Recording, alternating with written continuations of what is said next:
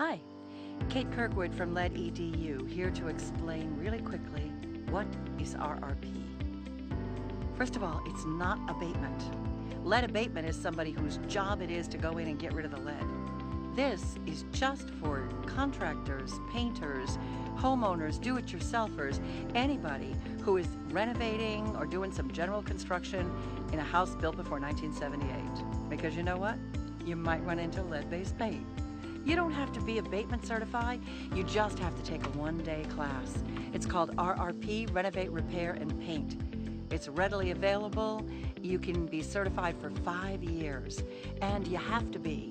If you're the one who's out there cutting, scraping, sanding, aggressively washing, pressure washing, power washing, that sort of thing, if you are disturbing lead paint or any paint in a pre-78 house or community center, daycare, preschool, then you are liable for fines up to $37,500 if you get caught doing this work without certification. Don't be that contractor. Don't get fined. Get educated. Call us. We can help.